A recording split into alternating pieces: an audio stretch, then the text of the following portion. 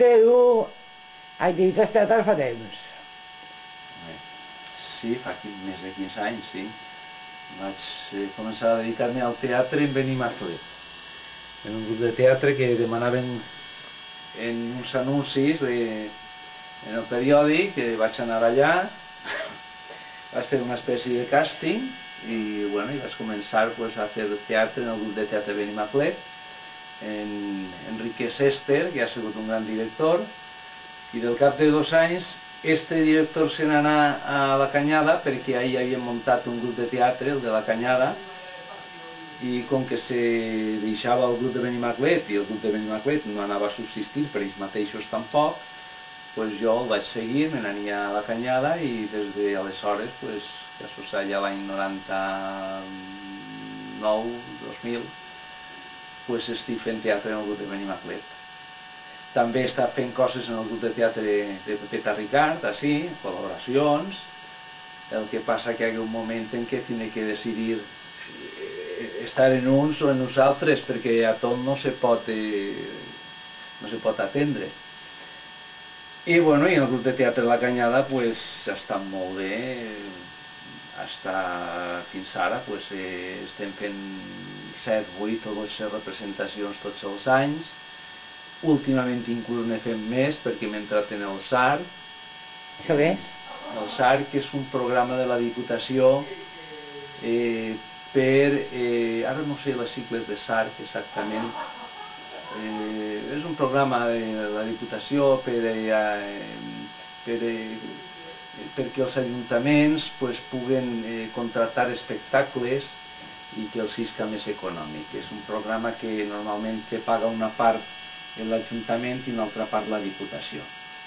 Això ens ha donat molta vidilla aquest últim any i aquest any que estem tan bé, encara tenim algunes representacions pendents. I el que puc dir és que dins del teatre amateur tens moltes satisfaccions i fas moltes amistats i aprens. Si vols, aprens tant com en el teatre professional, perquè ningú no t'impedeix de fer els estudis i tots els cursos que vulguis en professionals. També, de fet, nosaltres tenim contacte amb professionals que ens han ajudat molt, com són Nacho Ruiz Pérez, que és un home que se dedica al cinema, Sergio Caballero,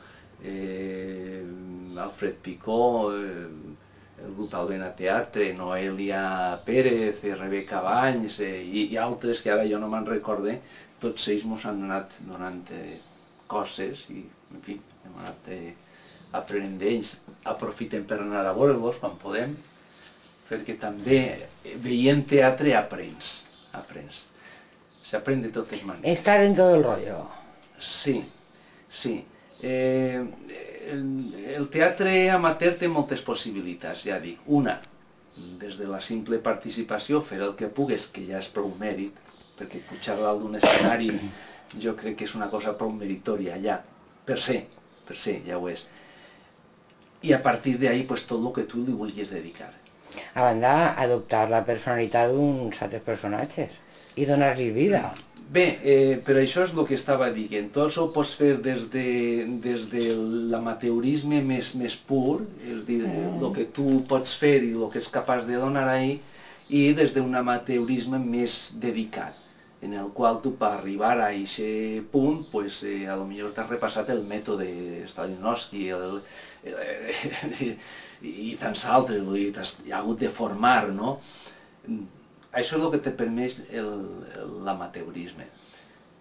I en BTV tens projectes de fer alguna cosa, no? La meva idea és la de que dins de l'Ateneu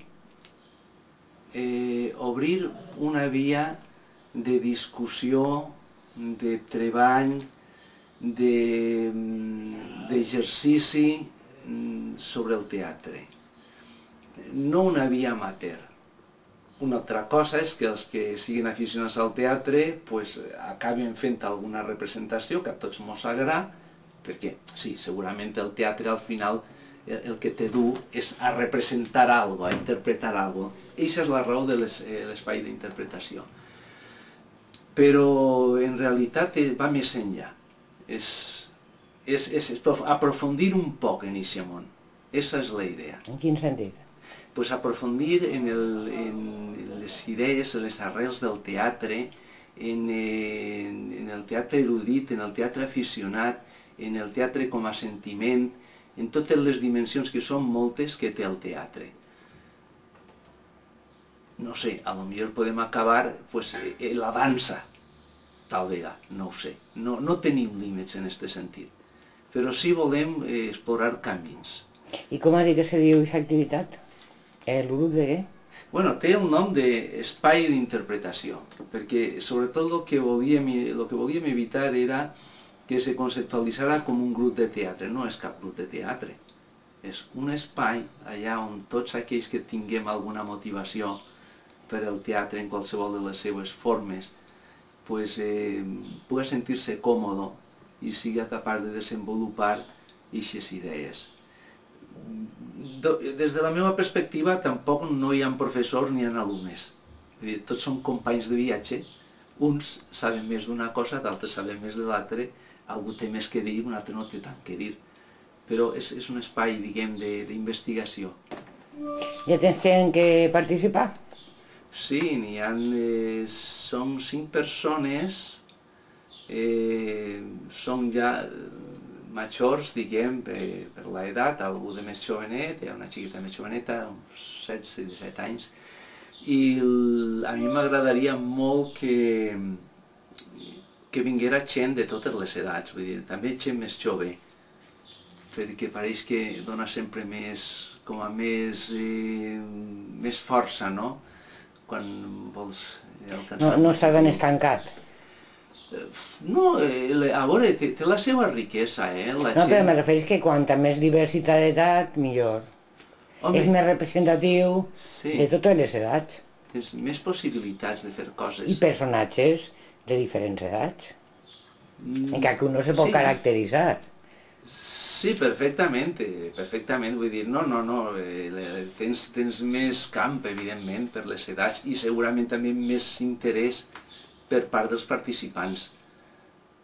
A lo millor inclús més demanda, també, obliguen més.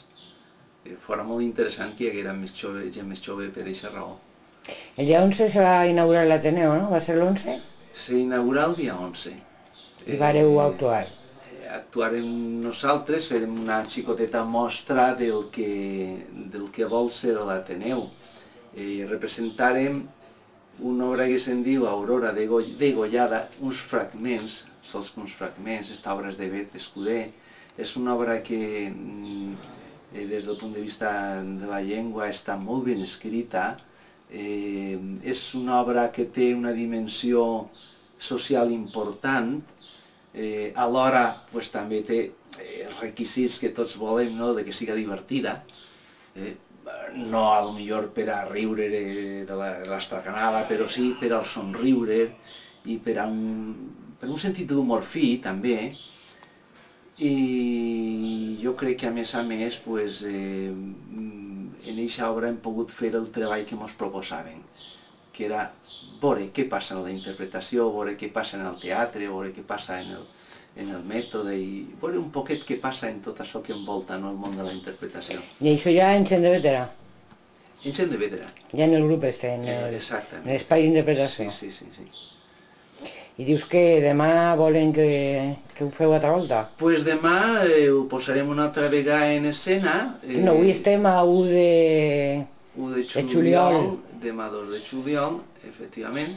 Ho posarem una altra vegada en escena per a aquells que no ho han vist i per satisfacció també de la gent que ha participat, perquè són tots novels i això de que els demanem un bis, els omple de satisfacció.